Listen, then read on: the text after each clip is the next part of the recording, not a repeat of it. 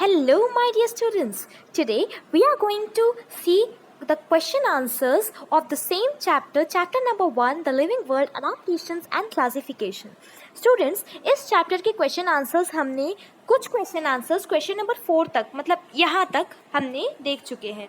आज हम करने जा रहे हैं last question, answer the following. इसमें सिर्फ आपको 4 क्वेश्चंस दे रखे हैं और उसको हम आंसर्स हमारे देखने वाले हैं. साथ ही साथ जैसे कि मैंने आपको प्रीवियस वीडियो में बताया था कि मैं आपको कुछ इंपॉर्टेंट पॉइंट्स दूंगी और साथ ही साथ मैं आपको यूज योर ब्रेन पावर जैसे क्वेश्चंस के भी आंसर्स देने वाली हूँ, तो वो आपके लिए प्लस पॉइंट हो जाता है. ठीक है, अब हम आंसर द फॉलोइंग क्वेश्चंस देखते हैं without wasting our time. Let's start. Students, तो पहला क्वेश्चन है, why is the camel called the ship of the desert. Camel को रेगिस्तान का जहाज क्यों कहा जाता है? शिप ऑफ द डेजर्ट है ना. So camel is called the ship of deserts. पहला तो पॉइंट ये हो गया कि camel is called the ship of deserts. Their bodies modification are helped to survive in the hot and dry conditions of the deserts. तो उनकी जो body रहती है, उनकी जो मॉडिफिकेशंस होती है, मतलब जो भी चेंजेस हुए उसकी बॉडी में, वो उसको हॉट एंड ड्राई जो कंडीशंस रहती हैं डेजर्ट में, उधर उसको सर्वाइव करने के लिए, यहाँ पर जीने के लिए उसको हेल्प करती है. Their bodies modification help it to survive in the hot and dry conditions of the deserts. They have long legs to help them to walk in the hot sand and prevent the heat. और उसके जो legs होते हैं वो काफ़ी लंबे होते हैं. ऐसे क्यों? क्योंकि जो देखो, जो नीचे की रेत होती है वो काफ़ी गर्म होती है. ठीक है, एकदम तपती रहती है वो, और अगर जितना पास वो होगा, जितना शॉर्ट हाइटेड होगा, उतने उसको ज़्यादा उसके जो एब्डोमेन होगा लोअर, उसमें उतनी ज़्यादा उसको हीट लगेगी. तो उसके लेग्स लंबे होने के कारण उसके एब्डोमेन में ज़्यादा हीट नहीं लगती है. ठीक है, then they have long legs. अच्छा, ये हमने कर लिया. they have long legs to help them to walk in the hot sand and prevent the heat. they have a hump to store food in the desert for many days. उनके पास एक hump होता है, उनके शरीर में ही एक bag होता है जहाँ पर वो अपना फूड और वाटर कई दिनों तक स्टोर करके रख सकते हैं. कई बार तो कैमल्स महीनों तक पानी पिए बिना भी अपना गुजारा कर लेते हैं. तो ऐसा अडेप्टेशन है उनकी बॉडी का, उनके एटमॉस्फेयर के हिसाब से. ठीक है, एक हम्प होता है जिसपे वो अपना खाना और पानी दोनों स्टोर करते हैं. ठीक है, for many days. The camel Dang is dry and devoid of water. Students, यहाँ पर डिवॉइड वाटर लिखा है, आप यहाँ पर डिवॉइड ऑफ वाटर कर दीजिए. ठीक है, the camel Dang is dry and devoid of water. उनका जो कैमल का जो डंग होता है, यानी कैमल का जो एक्सक्रीशन होता है, यानी हम उसको, जैसे काऊ डंग होता है, हम काऊ का उसको गोबर बोलते हैं. ठीक है, तो ऐसे जो उनके एक्सक्रीशन होता है, उनका जो वेस्ट प्रोडक्ट्स वो निकालते हैं, उस तरह उनको हेल्प करता है. किस तरह? उनका ड्राई रहने के कारण उनका जो वाटर लॉस होता है वो कम होता है. ठीक है, all these help them to conserve water to enable to live several days. तो ये सब होने के कारण उनको क्या कैसे कह सकते हैं, वो बिना वाटर के वो रह सकते हैं. ठीक है, help them to all these help them to conserve water to enable to live in several days. ये सब, इन सब एडेप्टेशन के कारण वो अपना पानी बचा कर रख सकता है, जिसके कारण वो कई दिनों तक सर्वाइव कर सकता है बिना पानी के. So due to this reason the camel is called the ship of desert. और इसी के कारण the camel is called the ship of desert. इसीलिए कैमल को शिप ऑफ डेजर्ट कहा जाता है. आप लास्ट में ऐसा लिख सकते हैं, therefore the camel, due to all these reasons the camel is called the ship of desert. Next we are going to see second question, how can the plants like cactus and acacia ने बबूल, ठीक है, live in deserts with scarce water. किस तरह cactus और acacia जैसे plants desert में भी कम पानी में भी कैसे जिंदा रह सकते हैं? Cactus and acacia live in the deserts with scarce of water. पानी की कमी के साथ भी कैक्टस और एकेशिया ने बबूल जैसे प्लांट्स जो रहते हैं वो पानी में बिना पानी के डेजर्ट में रह सकते हैं. They are either leafless or their leaves are small needles or modified into thorns. या तो वो लीफलेस होते हैं, या तो उनकी जो लीव्स होती हैं वो स्मॉल नीडल्स, या फिर तो उनकी जो लीव्स होती हैं वो या तो थॉर्न्स में, मतलब थॉर्न्स में या तो वो बदल जाती है, मॉडिफाई हो जाती है, या तो उनकी जो लीव्स होती है वो होती ही नहीं है. ठीक है, for this they loss very little water bye evaporation. तो क्योंकि लीव्स नहीं है तो इवेपोरेशन नहीं होगा. मैंने आपको कई बार बताया है कि जो इवेपोरेशन वाला प्रोसेस होता है प्लांट्स में वो सिर्फ लीव्स से ही होता है. और अगर लीव्स नहीं हुई तो मतलब फोटोसिंथेसिस नहीं हुआ. फोटोसिंथेसिस नहीं हुआ इसका मतलब ये है कि वहाँ पर लीव्स नहीं हुई तो इवेपोरेशन नहीं हुआ, और इवेपोरेशन नहीं हुआ तो उसमें पानी का लॉस कम हुआ. और यही तो चाहिए प्लांट्स को कि कैक्टस वाले प्लांट्स को कि उनका पानी का लॉस कम हो, जिसके कारण वो हॉट डेजर्ट में जहाँ पर पानी बिल्कुल नहीं होता, बहुत कम होता है, वहाँ पर वो सर्वाइव कर सके. The stem stores water and food and so therefore fleshy तो उनके जो स्टेम्स होते हैं वो क्या क्या स्टोर करते हैं, वाटर और फूड स्टोर करते हैं, जिसके कारण वो कैसी हो जाती है, फ्लैशी हो जाती हैं. ठीक है. The stems are green as they perform photosynthesis in the absence of leaves. जो स्टेम्स होती है वो फोटोसिंथेसिस तो परफॉर्म करती हैं, लेकिन बिना लीव्स के एब्सेंस में, इसीलिए उनकी जो स्टेम्स होती है वो क्या होती है, वो ग्रीन कलर की होती है. बिना फोटोसिंथेसिस के ग्रीन कलर नहीं पाया जा सकता, क्योंकि जो ग्रीन कलर होता है वो क्लोरोफिल से मिलता है, और क्लोरोफिल फोटोसिंथेसिस से मिलता है. बात समझ में आ रही है? Their roots are deep into the soil and some roots spread away into the soil in search of water. मैंने आपको बहुत पहले बताया था कि ये जो इनकी जो रूट्स होती हैं वो पानी की खोज में कई किलोमीटर्स तक अंदर सॉइल में चली जाती हैं, डीप अंदर तक. ठीक है. और दूर दूर तक फैलती है, और जहाँ भी उनको पानी मिलता है वहाँ पर वो सर्च करके अपने प्लांट को पानी देती हैं. ठीक है. तो ये हो गया हमारे how can the plants like cactus and acacia live in desert with scarce water. इसका ये आंसर हो गया. ठीक है. किस तरह वो अपना जीवन निर्वाह करते हैं डेजर्ट में, वो भी इतनी किल्लत, पानी की इतनी किल्लत होने के बावजूद भी. What is the interrelationship between adaptations of organisms and their surroundings? जो भी interrelationship होती है adaptations और of organisms and their surroundings की, तो वो हमको बताना है कि क्या क्या interrelationship होती है.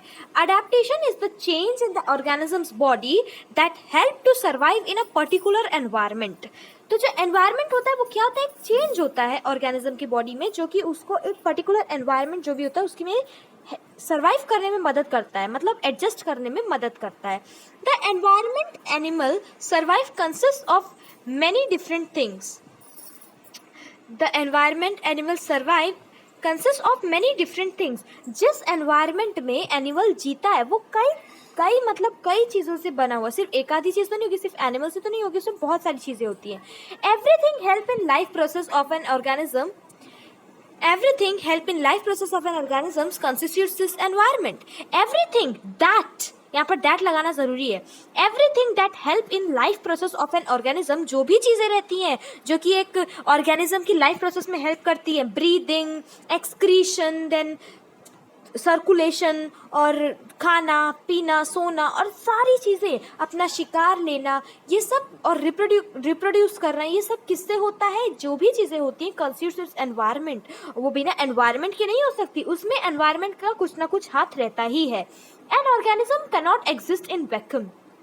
कोई भी ऑर्गेनिज्म वैक्यूम यानी ऐसी जगह जहाँ पर एयर का नामो निशान ना हो, एयरलेस, विदाउट एयर. कोई भी ऑर्गेनिज्म बिना एयर के नहीं रह सकता, वैक्यूम में नहीं रह सकता. An organism is a biotic component of the environment. कोई भी ऑर्गेनिज्म एक बायोटिक कंपोनेंट मतलब एक लिविंग ऑर्गेनिज्म है एनवायरनमेंट का. Life is the energy exchange process between the organisms and environment. तो लाइफ क्या है, लाइफ इज एक एनर्जी एक्सचेंज प्रोसेस है. देखो, अगर एक ग्रास हॉपर है तो ग्रास हॉपर को एक फ्रॉग खाएगा, फ्रॉग को एक स्नेक खाएगा, स्नेक को ईगल खाएगी, ईगल को टाइगर, इस तरह बहुत सारे जो चेन्स बने रहते हैं. तो ये क्या रहता है, वो एनर्जी अपनी एक्सचेंज कर रहे हैं. ठीक है. एक किसी को एनर्जी किसी के बदौलत मिल रही है, जैसे ग्रास हॉपर को उसकी एनर्जी मिलती है प्लांट से, और फिर फ्रॉग को मिलती है ग्रास हॉपर से, स्नेक्स को मिलती है फ्रॉग से. तो इस तरह एनर्जी हो रही है, वो एक्सचेंज हो रही है बिटवीन द ऑर्गेनिजम्स के बीच में. ये सब एनर्जी क्या होती है, एक्सचेंज होती है. And environment, life is the energy exchange process between the organisms and environment.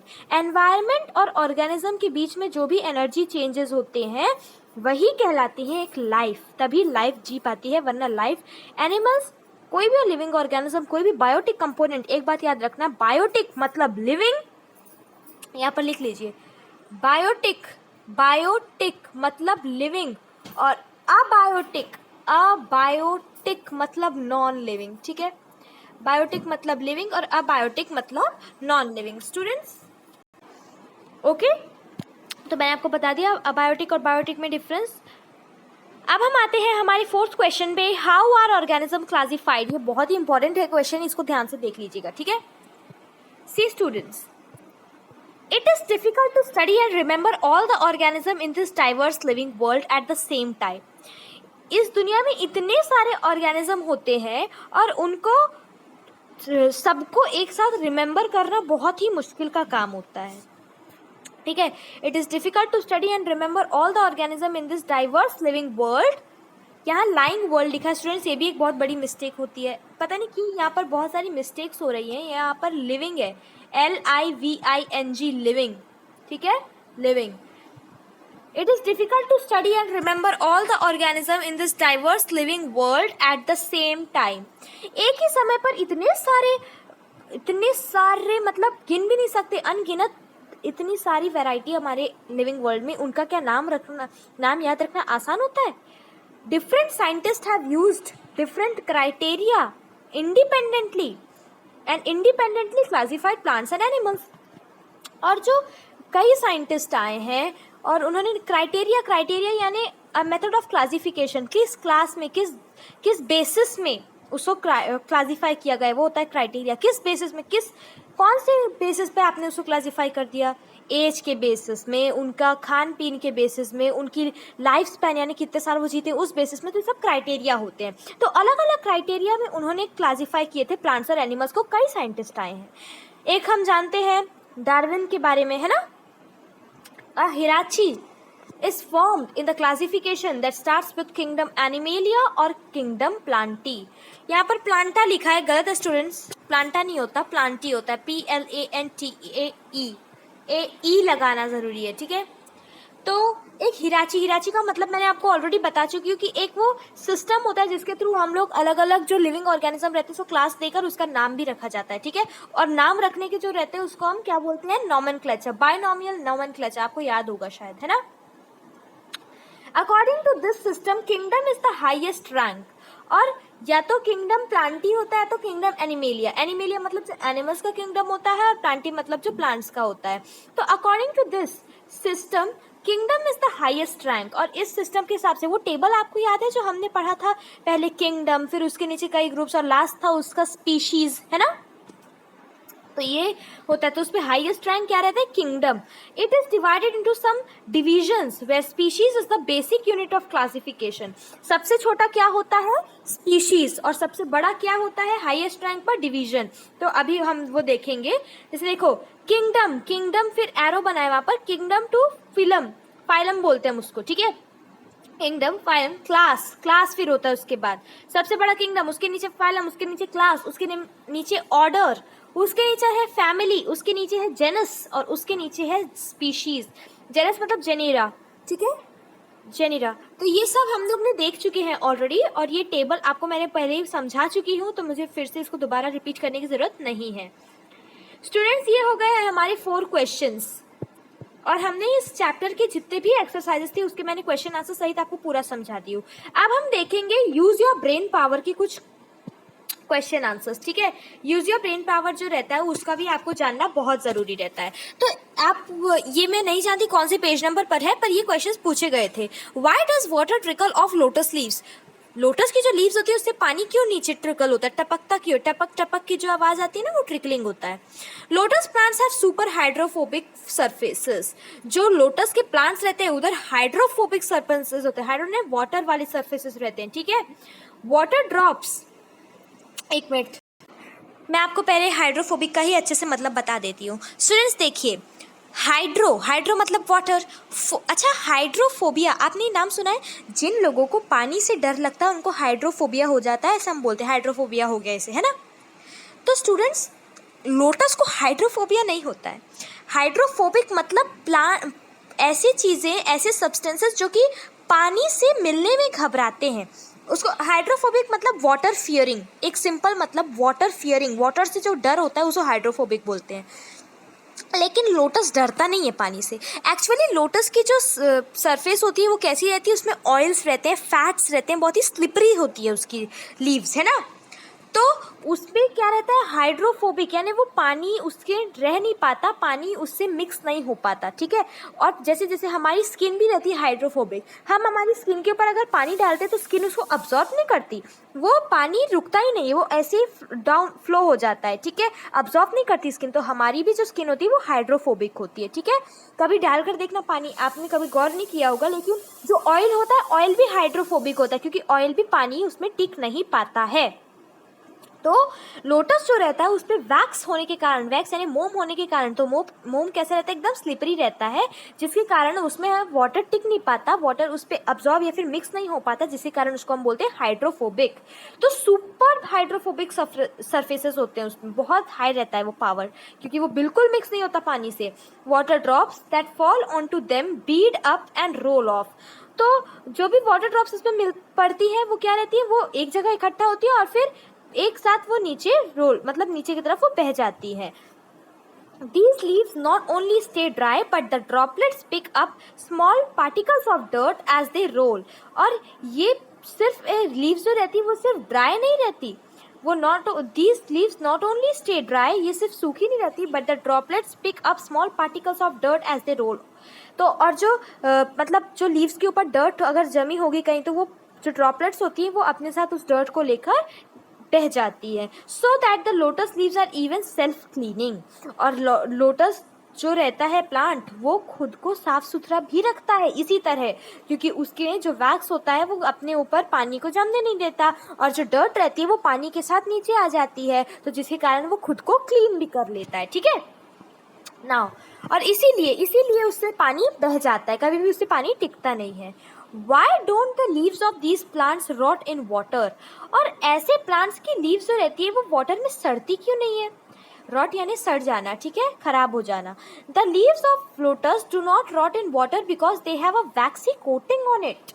उनके ऊपर कैसे रहता है, एक वैक्स रहता है, मोम की कोट रहती है, विच दो बार विच लिखा है, वहाँ पर एक ही बार लिखिएगा, which prevents from rotting and decaying. Decaying यानी खराब हो जाना, डिकेइंग मतलब जब माइक्रो ऑर्गेनिज्म उस पर अपना अटैक करते हैं और उसको जब गलाते हैं, गलाने का जो प्रोसेस होता है, डिकम्पोजिशन का जो प्रोसेस होता है, उसको ही डिकेइंग बोलते हैं। सड़ाना और गलाना, जो खराब करना होता है, उसको बोलते हैं हम लोग डिकेइंग। रॉटनिंग यानी सड़ जाना, और डिकेइंग यानी खराब हो जाना, डेड हो जाना। तो वो प्रिवेंट करता है, मतलब बचाता है। क्या बचाता है, जो प्लांट्स होते हैं उसके ऊपर जो वैक्सी कोटिंग होती है वैक्स की, वो बचाती है उसको सड़ने से या फिर खराब होने से। As the stem of the lotus has a layer of waxy coating, तो जो लोटस की जो स्टेम रहती है उसकी क्या रहती है, वैक्सी कोटिंग रहती है, बहुत ही स्लिपरी रहती है वो। Lotus leave is both adapted for water and has its cellular functions to keep it from decomposing। Lotus leave जो होती है वो दोनों, लोटस की स्टेम और लोटस लीफ, वो दोनों क्या रहती है, अडेप्टेड फॉर वाटर। वो क्या रहती है, वाटर पे रहने के लिए उन्होंने इस तरह से अपनी बॉडी को अडेप्ट किया है कि उनके पास वैक्सी लेयर रहती है, जिसके कारण पानी नहीं टिकता और वो सड़ती नहीं है। तो इस तरह उन्होंने अडेप्ट कर लिया है अपनी बॉडी को, एडजस्ट कर लिया अपने एनवायरनमेंट के हिसाब से। And has its cellular function, cellular यानी सेल्यूलर मतलब सेल, जो भी सेल रिलेटेड फंक्शंस होते हैं उनकी बॉडी के, वो सब होते हैं। And to keep it from decomposing, और खराब होने से, डिकम्पोजिंग यानी खराब होने से उसको बचाते हैं। कौन बचाते हैं, क्योंकि उन्होंने अडेप्ट कर लिया है वाटर को, वाटर में रहने के लिए अपने आप को उन्होंने अडेप्ट कर लिया है। तो जो उनके जो सेल्स होते हैं वो इस तरह से काम करते हैं कि उन जो लोटस के जो प्लांट्स होते हैं उसको कोई भी उस पानी से खतरा नहीं रहता, ना तो वो सड़ते हैं, ना तो वो गलते हैं, ना तो उसके ऊपर पानी टिक पाता है, ठीक है। उसके जो प्लांट्स होते हैं लोटस के, उसमें जो ऐसे सेल्यूलर फंक्शन होते हैं जो कि उसको डिकम्पोज यानी गलाना, सड़ना, खराब होना, रॉटन होना, इससे बचाते हैं, ठीक है। तो हमने ये 2 क्वेश्चंस देख लिए यूज योर ब्रेन पावर का। अब हम लास्ट क्वेश्चन देखते हैं। Why are their roots short and fibrous? उनके रूट्स छोटे और फाइबरस यानी फाइबर्स के जैसे क्यों होते हैं, गुच्छे गुच्छे रहते हैं फाइबर्स के जैसे, ठीक है। मैं आपको एक और बार बता देती हूँ फाइबर्स का मतलब। ये कोई प्लांट है अगर, तो उसकी जो रूट्स रहती है बहुत ही ऐसे घनी रहती है और एकदम शॉर्ट रहती है और बहुत ही फाइबरस रहती है। और वही टैप रूट अगर आप देखेंगे तो टैप रूट ऐसी रहती है, ये एक ही जो टैप रूट रहती है वो एक मेन रूट से कई ऐसी रूट्स निकली हुई रहती हैं, ठीक है। The plants that are not deep rooted and are lower to the ground have fibrous root system. वो plants जो कि deeply rooted नहीं होते हैं और are lower to ground have fibrous root system. और जो ground रहते हैं उसमें बहुत नीचे रहते हैं अगर वो plants, तो उनकी जो रूट्स रहती है वो फाइब्रस रहती है, ठीक है। और उनकी जो रूट्स रहती हैं वही प्लांट की फाइब्रस होंगी और शॉर्ट होंगी, जो एकदम डीप, एकदम अंदर तक रूटेड नहीं है। It is the fibrous roots that enable the plants to be quick in responding to fertilizers and be better at adapting themselves to drought conditions. Students देखिए, जो भी फाइब्रस रूट्स रहती हैं, जिन प्लांट्स के पास फाइब्रस रूट्स रहते हैं, वो fertilisers को तुरंत रिस्पॉन्ड करते हैं। मतलब जो भी अगर हम खाद वगैरह डालेंगे तो वो अपना असर दिखाना, जो खाद रहती है वो अपना असर दिखाना फाइब्रस रूट्स वाले प्लांट्स में तुरंत असर दिखाने लगती है, ठीक है। तो वो बहुत ही क्विक होते हैं, बहुत क्विक रिस्पॉन्ड देते हैं फाइबर्स फर्टिलाइजर्स को, ठीक है।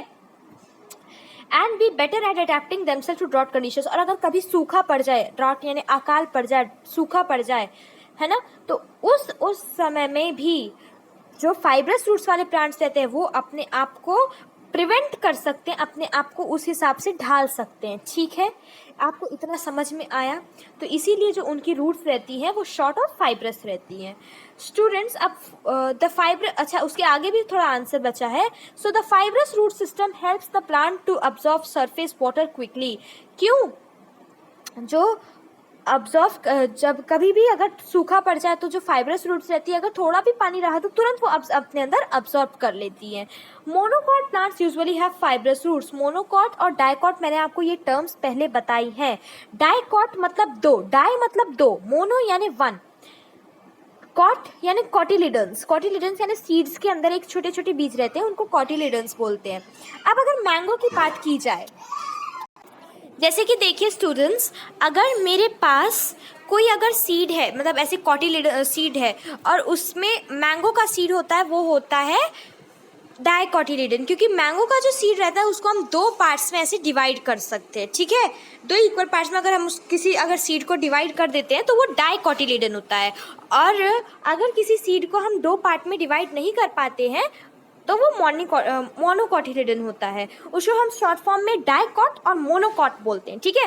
तो जो मोनोकॉट प्लांट्स होते हैं, माने जिनके सीड्स को हम और दो पार्ट्स में डिवाइड नहीं कर सकते हैं, ऐसे प्लांट्स के पास कैसी रूट्स होती हैं? फाइब्रस रूट्स होती हैं। स्टूडेंट्स, एक बात याद रखिए, मोनोकॉट्स और डाइकॉट जैसी टर्म्स आपको सेकेंड चैप्टर में है, तो मैं अभी आपको ज़्यादा डीप में उनके बारे में अभी नहीं बताऊंगी, क्योंकि ऑलरेडी जब आपको है ही सिलेबस में, तो मैं चाहती हूँ कि सही समय आने पर ही आप उसको पढ़ें, वो भी एकदम डीपली तरीके से। Now fourth question, what is the main difference between vehicles on the road and aeroplane? Students, ये क्वेश्चन भी आपसे पूछा गया था यूज योर ब्रेन पावर में। तो the biggest difference between aeroplanes and cars is that the car has a smaller fuel tank. Car के पास एक small fuel tank होता है, so you will spend less on gas than an aeroplane. जिसके कारण आप उस पर अगर कम स्मॉलर फ्यूल टैंक है तो फिर उससे गैस कम रिलीज होगी, ठीक है। और एरोप्लेन में ज़्यादा लगता है फ्यूल टैंक, इसलिए उसमें ज़्यादा वो गैस रिलीज हो सकती है। In a car you don't look in the engine unless something is wrong, ठीक है। कार में आपको बार बार नहीं देखना पड़ता इंजन में कि कुछ गलत हुआ है नहीं। With a plane you check the engine every time for avoiding issues and other dangerous items. कोई भी तरह के खतरे को टालने के लिए हम लोग को एरोप्लेन को बार बार इंस्पेक्ट यानी देखना पड़ता है, जांचना पड़ता है कि सब सारे फंक्शंस ठीक तो है ना, ताकि कोई ऐसे डेंजरस कुछ भी ऐसा कोई घटना दुर्घटना ना हो जाए, ठीक है स्टूडेंट्स। तो यहाँ पर हमने हमारे यूज योर ब्रेन पावर के भी क्वेश्चंस कंप्लीट कर लिए। अब कुछ इंपॉर्टेंट पॉइंट्स तो रिमेंबर हैं, ये मैंने आपको सारे पॉइंट समझा दी थी, मैं बस एक बार रीड कर रही हूँ ताकि कोई गलती हो तो आप उसको नोट डाउन कर लो और फिर बस हमारा ये चैप्टर फिनिश। फर्स्ट पॉइंट ये आप नोट डाउन कर सकते हो क्योंकि पेपर में इन पॉइंट्स के ऊपर कुछ एक्स्ट्रा क्वेश्चंस पूछे जाते हैं। Gradual changes occur in the body parts and also in the behaviour organisms which help them to adjust in their surrounding, such changes are called adaptations. ऐसे चेंजेस जो कि ऑर्गेनिजम्स को अपने एनवायरनमेंट के इसमें एडजस्ट करने के लिए हेल्प करते हैं, मदद करते हैं सराउंडिंग से, इसलिए उन चेंजेस को बोलते हैं अडेप्टेशंस।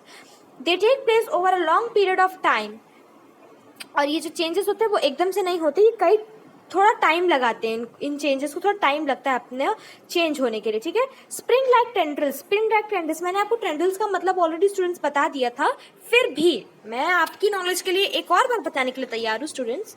स्प्रिंग लाइक टेंड्रिल्स मतलब इस तरह की एक स्प्रिंग रहती है और जिसपे ऐसे ऐसे स्प्रिंग लाइक रहते हैं, वो स्प्रिंग्स जैसे रहती है, वो टेंड्रिल्स कैसी रहती है, स्प्रिंग जैसे रहती है। अगर आप उसको ऐसे पकड़ के खींचोगे तो वो थोड़ा स्ट्रेच होगी, फिर उसके बाद अगर छोड़ दोगे तो वापस वो कॉन्ट्रैक्ट होकर स्प्रिंग जैसा स्ट्रक्चर फिर फॉर्म कर लेगी। तो spring like tendrils on the stems of some climb birds is an example of adaptation. तो ये एक एग्जांपल है अडैप्टेशन का। They now adaptation is not a sudden process students, एक सडन एकदम तुरंत होने वाला तो प्रोसेस है नहीं। इट इज ग्रेजुअल, यानी स्लो है, धीरे धीरे होता है, एंड कंटिन्यूस, लेकिन होते रहता है, कभी स्टॉप नहीं करता। Differences in the structure and appearance of present day animals and animals of thousands of years ago are the adaptations that occurred according to prevailing conditions. आज के जो एनिमल्स हैं और जो कई सालों पहले के जो एनिमल्स हैं उनके और आज के अपीयरेंस में कितना डिफरेंस आ गया है ना। तो ये कुछ अडेप्टेशंस ही है, मतलब वहाँ से यहाँ आते तक बीच में एनिमल्स ने अपने आप को चेंज किया होगा, अपने अपीयरेंस को चेंज करा होगा, कुछ चेंजेस किए होंगे जिसके कारण तब के और आज के प्लांट्स में इतना डिफरेंस है, ठीक है। Fourth, it is our duty to conserve this diversity. Charles Darwin, a biologist, Charles Darwin, आपको इसके बारे में मैंने पूरी जानकारी दी थी students. A biologist studied numerous types of plants and animals and suggested that only those organisms are likely to survive which can best adapt themselves to a changing environment. ये पहला प्रिंसिपल था उनके rule, Darwin's theory, survival of the fittest. This is called the theory of survival of the fittest. This is Darwin's first principle. ये Darwin का पहला principal था, survival of the fittest. उन्होंने ये एक थियोरी लिखी थी जिसपे उन्होंने बताया था पहला प्रिंसिपल कि सिर्फ वही एनिमल सर्वाइव कर सकते हैं जिनके पास सबसे ज्यादा क्षमता होती है अपने आप को अपने एनवायरनमेंट में ढालने की, ठीक है। Fifth, if an organism is born with a new beneficial characteristic and is able to survive, this change is preserved in the next generation. अगर कोई एनिमल, देखो अगर कोई चेंज चली आ रही है, ठीक है, और अगर उनमें से किसी एक ने अपने आप को सडनली चेंज किया तो वो नेक्स्ट जनरेशन में भी वो सारी चेंजेस आती जाती हैं। This is Darwin's second principle and is called the theory of natural selection. और इसी को हम बोलते हैं the theory of natural selection, जो कि डार्विन का सेकंड प्रिंसिपल है। तो students, in this way we have completed our chapter. Hope you have understand. If you have any problem then just write in the comment section and you can comment me. I will definitely help you solving the questions. Okay, bye students.